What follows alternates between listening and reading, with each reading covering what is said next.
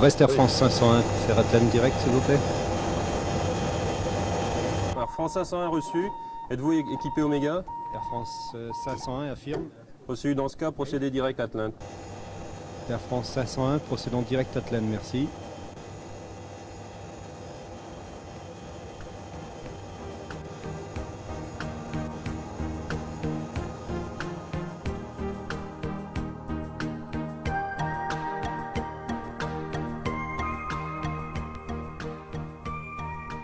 Air France 501, vous pouvez me donner le vent à votre niveau s'il vous plaît? Air France 501, oui, le vent 108 degrés, 28 nœuds. Reçu. 108 degrés, 28 nœuds. Ces situations, vous les vivez quotidiennement. L'utilisation de routes directes s'est largement répandue depuis quelques années, et en partie grâce à l'apparition de nouveaux équipements de navigation embarqués, notamment de l'Oméga. L'Oméga appartient à la famille des moyens de navigation hyperbolique à longue distance, dont il convient de rappeler quelques principes de base. Une hyperbole est l'ensemble des points d'un plan dont la différence de distance par rapport à deux points fixes, appelés foyers, est constante.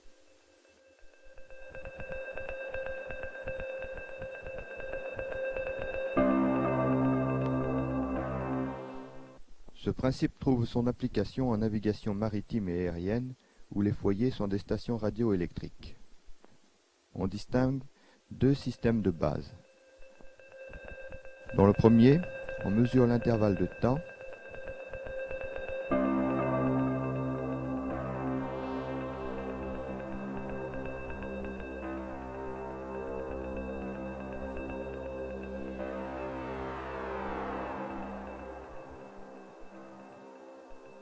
Dans l'autre, on mesure la différence de phase.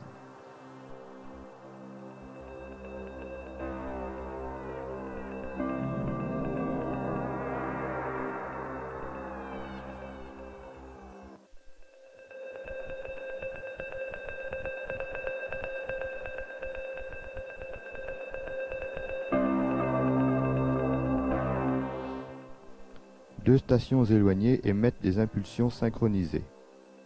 Jadis, l'intervalle de temps était mesuré à bord sur un oscilloscope cathodique, puis reporté sur une carte où étaient déjà tracées les hyperboles, lieu de référence de temps.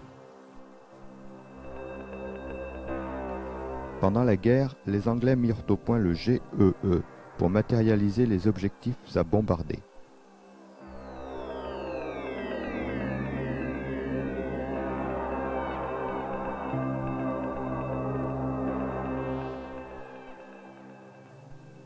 Ensuite sont apparus le LORAN A, le LORAN C, le DK, utilisés sur les avions de ligne.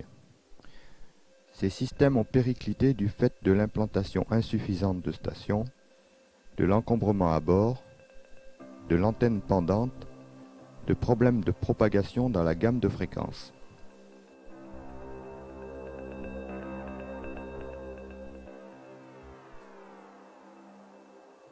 L'Oméga a su s'affranchir de ces contraintes par une couverture mondiale,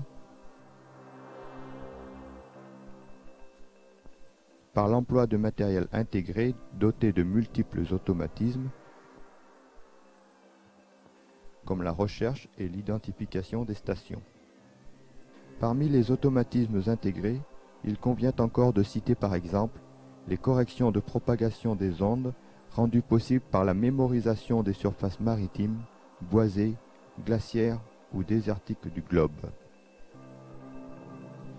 L'Oméga s'est aussi libéré des contraintes par le choix de fréquences VLF, Very Low Frequency, facilement réfléchies sur les couches ionisées de l'atmosphère.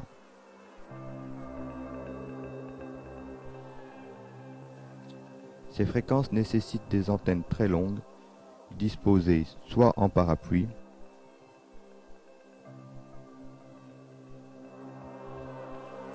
soit au-dessus des vallées étendues entre deux montagnes.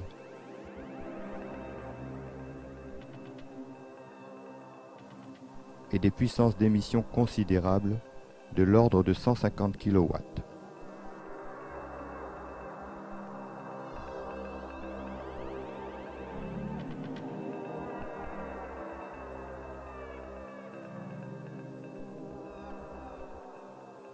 Chaque station émet successivement sur les 3 fréquences, qui ont des caractéristiques de propagation différentes entre le jour et la nuit.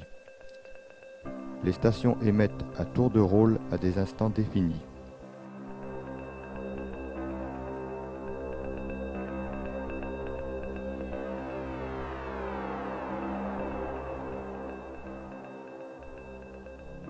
Le calculateur de bord, renseigné sur sa position de départ, sur l'heure et le jour, sait précisément quelle station il reçoit, et peut donc procéder à la mesure de différence de phase.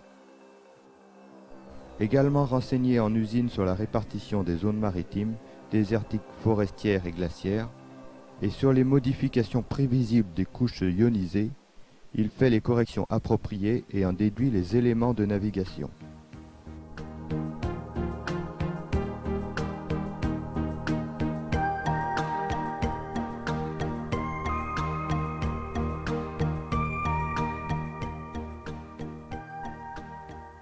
Les récepteurs oméga fonctionnent en mode hyperbolique en situation normale, c'est-à-dire avec un minimum de 3 stations oméga. Si ces récepteurs ne détectent plus que 2 stations, ils fonctionnent en mode relatif ou circulaire. L'appareil ne mesure plus une différence de phase, mais les phases elles-mêmes. Cette dégradation est signalée à l'équipage par la mention VLF sur l'afficheur. Si le récepteur de bord ne détecte plus qu'une station, ou même aucune, il se met à fonctionner en mode Alestim ou Dead Reckoning, signalé à l'équipage par la mention DR sur l'afficheur.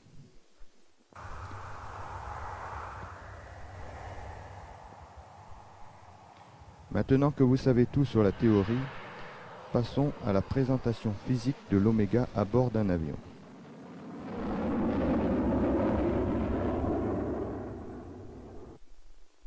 L'ensemble se compose d'une antenne logée dans l'empennage, d'une unité centrale de calcul située dans la soute électronique et d'un boîtier de commande et de visualisation. Voyons rapidement comment s'utilise l'oméga à bord.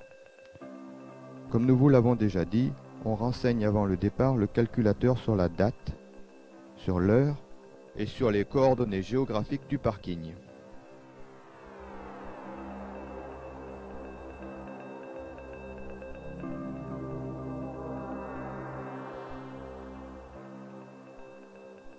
On entre ensuite les coordonnées des différents waypoints. À Air France, c'est le copilote qui est chargé de cette tâche.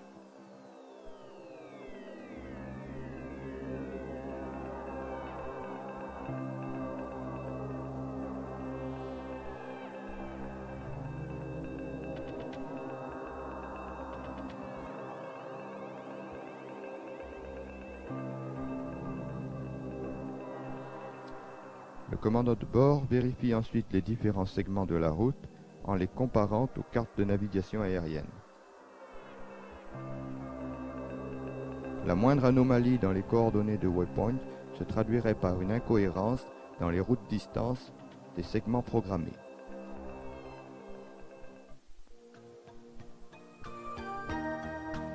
L'initialisation étant terminée, voyons comment s'utilise l'oméga en vol. Le rotacteur permet de sélectionner les modes de fonctionnement que nous allons vous exposer brièvement. Les modes GMT et Waypoint servent à entrer les données d'initialisation. Ces 2 modes vous ont déjà été expliqués. Le mode POS donne la position instantanée de l'avion.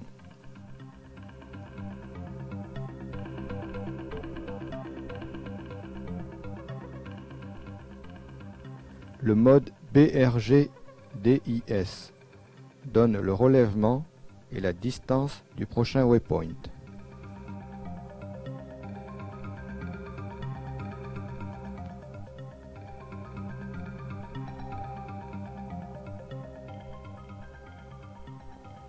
Le mode GS-ETE donne la vitesse sol instantanée et le temps estimé pour rejoindre le prochain waypoint.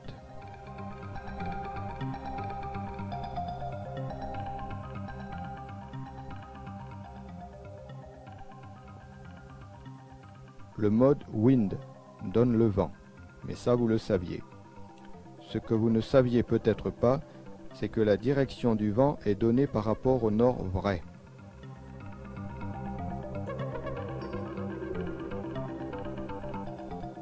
Le mode HDG-DA donne le cap magnétique et la dérive.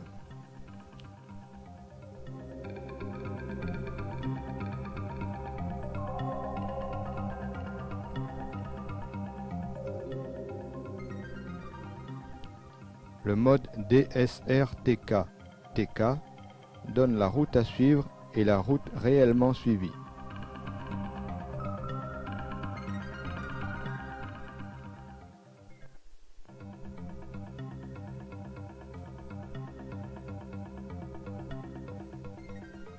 Le mode XTK TKE donne l'écart latéral de route en milles nautiques et l'erreur de route en degrés.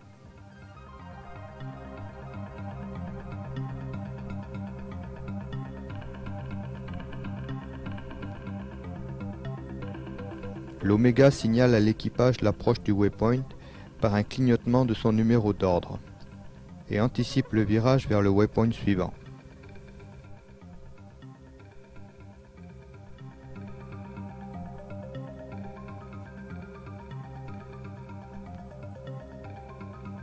Le numéro d'ordre du waypoint vers lequel l'avion se dirige est affiché en permanence, quel que soit le mode de fonctionnement sélectionné. La légèreté du matériel embarqué, la couverture mondiale du système, le faible coût du récepteur, sa facilité d'exploitation font que de plus en plus d'avions de transport sont équipés d'Oméga. La campagne AirNav, menée récemment au CRNA Ouest, a permis de confirmer cette situation. L'image radar que vous voyez en est une illustration probante.